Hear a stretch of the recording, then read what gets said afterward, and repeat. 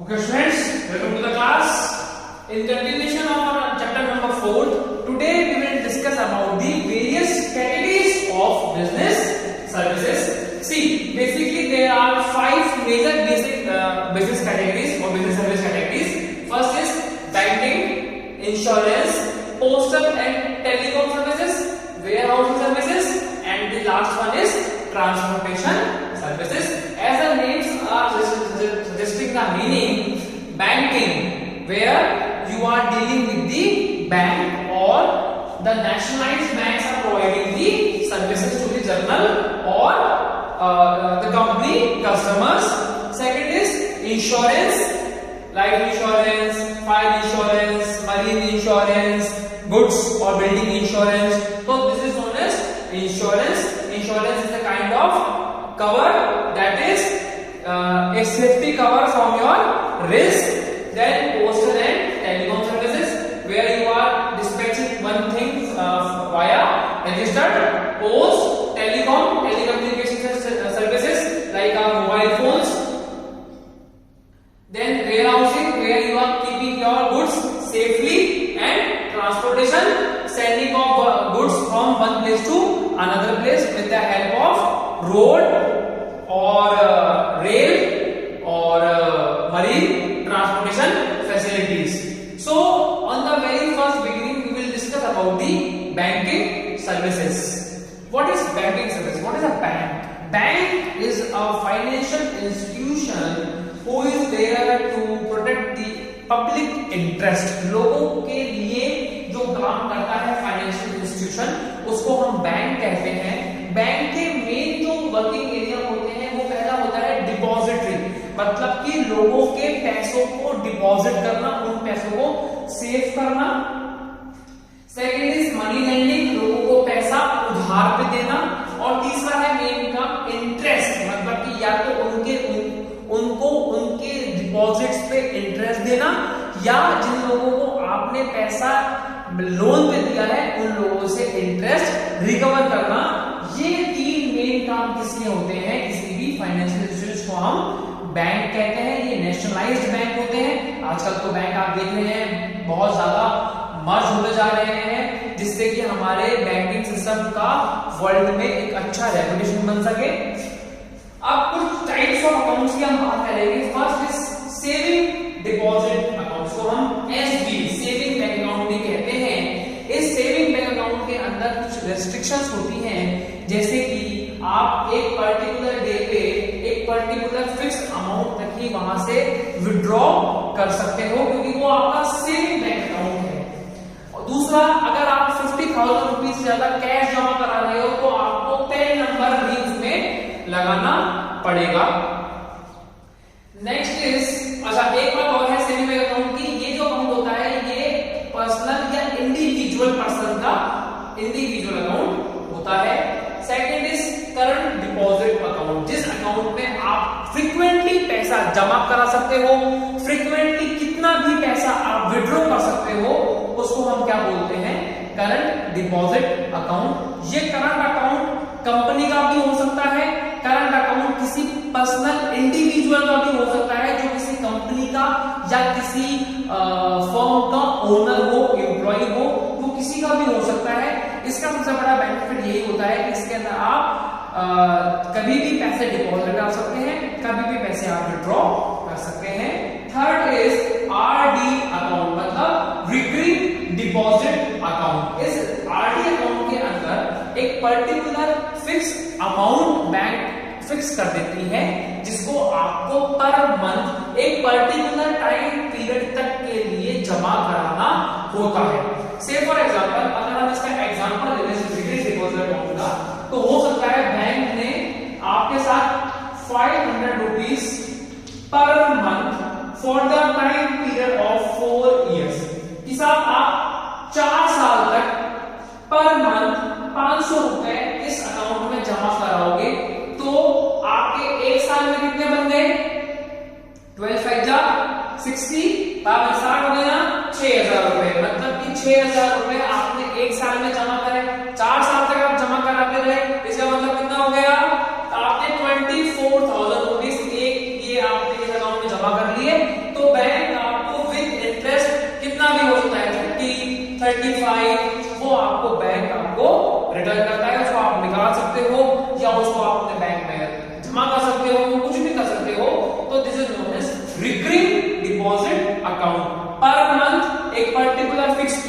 Amount एक particular fixed year तक जो आप जमा करते हैं उसको हम क्या बोलते हैं, आरडी अकाउंट बोलते हैं, रिकरिंग डिपॉजिट अकाउंट बोलते हैं।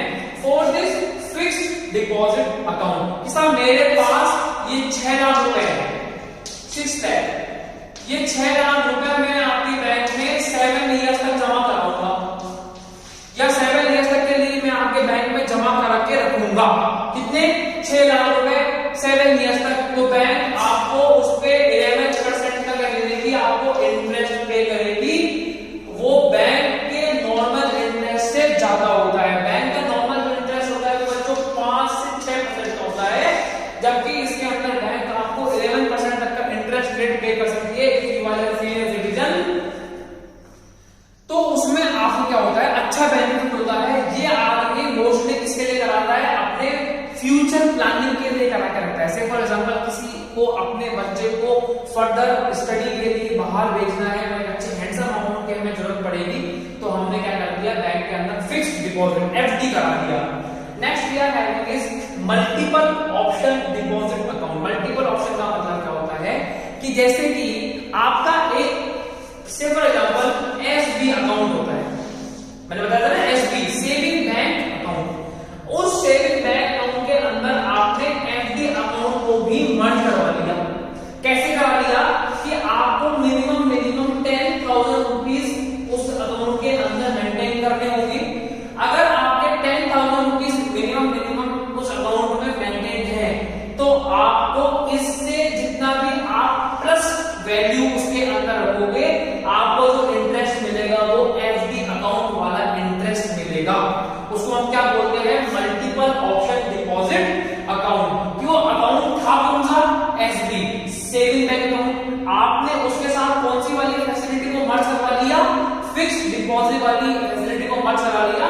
क्यों? क्योंकि आपको इस बात का पता है कि I can maintain 10,000 rupees as my minimum balance. मैं 10,000 रुपए कम से कम अपने अकाउंट के अंदर मेंटेन कर लूंगा, तो आपको क्या मिलेगा, एफडी अकाउंट वाला इंटरेस्ट पे हो जाएगा।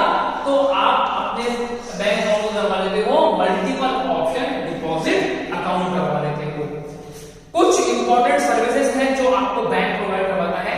फॉर एग्जांपल बैंक ड्राफ्ट, उसको हम क्या बोलते हैं, डीडी। क्या बोलते हैं, डीडी, डिमांड ड्राफ्ट। बैंक आपको ड्राफ्ट बना कर दे देते हैं, जिसके अंदर वो पेमेंट जिसको होनी है उस पार्टी का नाम सबसे टॉप पे लिख देता है। और जो बैंक ड्राफ्ट होता है वो शॉर्ट होता है। क्योंकि बैंक आपसे आपके अकाउंट से पैसे डिडक्ट करने के बाद ही वो बैंक ड्राफ्ट बना करके देता है कि सामने वाली पार्टी को आपसे डीडी हैंडओवर कर दीजिएगा। That will be a surety कि we have received the amount and we will make the payment. हमने पैसा इस वाले अकाउंट से निकाल लिया है, अब आपको पैसा हम देंगे, ये डिमांड ड्राफ्ट है। Second is bankers cheque. जो बिजनेसमैन होते हैं, बहुत बड़े बड़े बिजनेसमैन हैं, उन बिजनेसमैन को जब वो किसी ऐसी पार्टी के साथ डील कर रहे होते हैं जब वो उनको नहीं जानते, तो वो लोग क्या करते हैं कि साहब हम आपको बैंकर्स चेक इशू कर देंगे। ये बैंकर्स चेक आपको हम इशू कर देते हैं कि आप हमको सप्लाई कर देना, सामान सप्लाई कर देना। आप हमको सामान सप्लाई करने के बाद जैसे ही वो प्रोडक्ट हमारे को हैंडओवर होगा, हम हमारे बैंक के अंदर इन्फॉर्म कर देंगे कि yes we have received the amount, now you are to make the payment. तो आप अपने बैंक में हमारे बैंकर्स चेक को शो करके पैसा विड्रॉ कर लेना। तो bankers cheque is a kind of guarantee. ये बैंकर्स चेक बैंक अपने सबसे ज्यादा प्रेस्टिजियस और जिनकी अच्छी इमेज उनके बैंक में उनको इशू करता है कि हमारे बिहाफ पे आप सामान ले लेना, और जब आपको सामान रिसीव हो जाएगा तो हम पेमेंट कर देंगे। लेकिन बैंकर्स चेक की क्या होती है, अथॉरिटी होती है, एक कंफर्मिटी होती है। आपका पर्सनल चेक है, उसकी कोई अथॉरिटी नहीं है। बैंक वो मतलब आपका जो पर्सनल चेक है वो बाउंस भी हो सकता है, लेकिन बैंकर्स चेक कभी भी बाउंस नहीं होगा, क्योंकि बैंक अपने बिहाफ पे आपको प्रॉमिस कर रही है कि हम ये पेमेंट करेंगे। सामने वाले से पेमेंट हम ले लेंगे, आपको पेमेंट हम कर देंगे।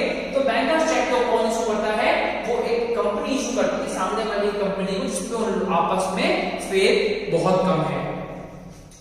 थर्ड इज ओवरड्राफ्ट, जिसको हम ओडी अकाउंट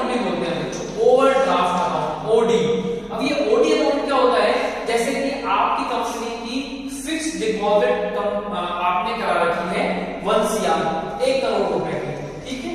इस 1 करोड़ रुपए पे आप ये चाहते हो कि साहब मैं ऐसा अकाउंट खोल लूं कि जब भी मुझे पैसे की जरूरत पड़े तो मैं पैसा विड्रॉ कर लूं, जब मेरे पास पैसे आ जाए तो मैं दोबारा पैसे को डाल दूं।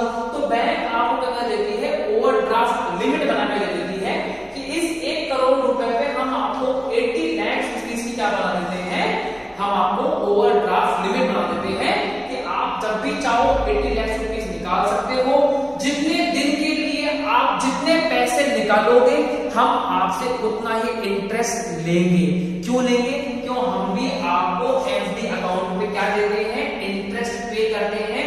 इसके लिए आप 80 लाख रुपीस में से जितने रुपए जितने दिन के लिए विड्रॉ करोगे उतने ही दिन का हम आपसे क्या लेंगे, इंटरेस्ट चार्ज करेंगे। से फॉर एग्जांपल आपने 80 लाख रुपीस में से 60 लाख रुपीस निकाल लिए, तो बैंक आपसे 60 लाख रुपीस का, अब आपने 35 डेज में वो पैसे दोबारा डाले, तो 60 लाख रुपीस का 35 डेज के हिसाब से, या 35 डेज का जितना भी परसेंट है, 9% है, 10% है, 11% है, 12% है, जितना भी परसेंट इंटरेस्ट चार्ज करना है बैंक को चार्ज करेगी और फिर आपको क्या देगी, इंटरेस्ट देगी। भाई आप एफडी पे इंटरेस्ट मांगोगी तो बैंक भी आपसे इंटरेस्ट ले लेती है। Now next we are having is cash credit. जैसे कि आपने अपने बैंक में अपनी जो प्रॉपर्टी है वो आपने मॉर्गेज की हुई है, मतलब गिरवी रखी हुई है कि साहब हमें जब भी पैसों की जरूरत होगी तो आप हमको क्या दे देना, कैश क्रेडिट दे देना। हमारी प्रॉपर्टी का आप क्या करवा लीजिए, आप इस प्रॉपर्टी का वैल्यूएशन करवा लीजिए। क्या करवा लीजिए, वैल्यूएशन करा लीजिए कि ये मेरी जो प्रॉपर्टी है ये कितनी वैल्यू की है। से फॉर एग्जांपल आपकी प्रॉपर्टी 1 करोड़ की है, तो बैंक आपकी प्रॉपर्टी का आपको 75% तक है कैश क्रेडिट दे देगी कि आप 75 लाख रुपए तक हमसे क्या ले लो, कैश क्रेडिट ले लो। उसके बाद बैंक का इश्यू करती है शॉर्ट टर्म, मीडियम टर्म और लॉन्ग टर्म के लोन। अभी शॉर्ट टर्म क्या है, 0 to 1 year, मीडियम टर्म क्या है, 1 year to 2 years, और ये लॉन्ग टर्म क्या है, मोर देन 2 years। ये क्या है, ये सब तरीके लोन है। शॉर्ट टर्म लोन ले लिया, मीडियम टर्म लोन इशू कर दिया, लॉन्ग टर्म लोन दे दिया बैंक ने। तो बैंक जब लोन इशू करती है तो क्या कमाती है, बैंक आपसे क्या लेती है, इंटरेस्ट लेती है। बैंक आपको लोन कब देगी, जब बैंक के पास आप कोई प्रॉपर्टी मॉर्गेज करोगे, जब कोई प्रॉपर्टी आप उधार रखोगे तो बैंक आपको क्या इशू करेगी, लोन इशू कर देगी। Now next we are having is digital payment. ये कुछ पेमेंट के मोड हैं जो डिजिटल हो गए हैं आजकल बैंक की तरफ से। डेबिट कार्ड, जो आपके पास आपका जो अकाउंट है, सेविंग अकाउंट है, उसके साथ आपको डेबिट कार्ड की फैसिलिटी मिलती है कि जितना भी पैसा आपके अकाउंट में है आप उस पैसे को अपने देश में किसी भी एटीएम से विड्रॉ कर सकते हो, किसी भी स्वैप मशीन से डेबिट कार्ड को यूज करते हुए पेमेंट कर सकते हो, किसी भी मॉल में कहीं पर भी। Second is credit card. जिस आदमी के पास आईटीआर होती है, ITR stands for income tax return, उस आईटीआर की वैल्यूएशन के अकॉर्डिंग बैंक आपको क्रेडिट कार्ड फैसिलिटी इशू कर देती है कि अगर आपके अकाउंट में पैसे नहीं भी होंगे तो आपकी क्रेडिट कार्ड की लिमिट तक की आप क्या कर सकते हो, आप शॉपिंग कर सकते हो। किसी फॉर एग्जांपल आपकी 2 लाख रुपीस की अगर बैंक ने वो बना के दी है आपको, या 3 लाख की बना के दी है, तो आप 3 लाख तक की आप कर सकते हो, शॉपिंग कर सकते हो। वो आपकी आईटीआर पे डिपेंड करेगा, इनकम टैक्स रिटर्न पे डिपेंड करेगा कि आप कितने पैसे हर साल कमाते हो। बैंक उस प्रोपोर्शनेट में आपको क्रेडिट कार्ड फैसिलिटी अवेलेबल करवा देती है। Third is NEFT. ये आजकल सबसे ज्यादा चलने वाला मोड है जहां आप पैसे को एक अकाउंट से दूसरे अकाउंट में ट्रांसफर कर सकते हो। इसको हम क्या बोलते हैं, एनईएफटी। इसकी फुल फॉर्म होती है national electronic fund transfer. NEFT जो होता है वो 1,99,999 रुपीस तक की वैल्यू तक का क्या होता है, फंड ट्रांसफर करना है। उसको हम क्या बोलेंगे, एनईएफटी, नेशनल ट्रांसफर। उसके बाद है आपका RTGS, real time gross settlement. It means ये भी सेम है, एनईएफटी और आरटीजीएस में सिर्फ एक ही डिफरेंस होता है कि एनईएफटी जो होगी वो 1,99,999 तक की होगी और 2 लाख एंड अबव, क्या 2 लाख एंड अबव पे क्या होगी आपकी RTGS. Real time gross settlement किस पे होगी 2 लाख एंड अबव पे, उसको हम क्या बोलेंगे आरटीजीएस। दोनों सेम है, दोनों में ही पैसा ट्रांसफर होता है एक अकाउंट से दूसरे अकाउंट में, लेकिन एनईएफटी और आरटीजीएस में मेन डिफरेंस क्या होता है, एनईएफटी जो होती है वो 1,99,999 तक की वैल्यू को होती है और अगर आपकी जो अमाउंट है वो 2 लाख रुपए से अबव है तो उसको हम क्या बोल देंगे फिर RTGS, real time gross settlement.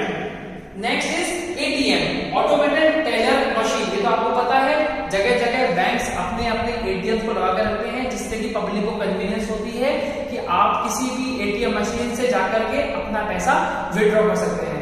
पहले क्या होता था बिफोर 2009 कि आप सिर्फ अपने जिस बैंक का आपके पास एटीएम है सिर्फ उसी बैंक से पैसे निकाल सकते थे, लेकिन आफ्टर 2009 सारे के सारे बैंक्स ने मिलकर के एक क्लॉज बना लिया कि साहब अब किसी भी एटीएम कार्ड से किसी भी एटीएम मशीन से आप पैसा विड्रॉ कर सकते हो।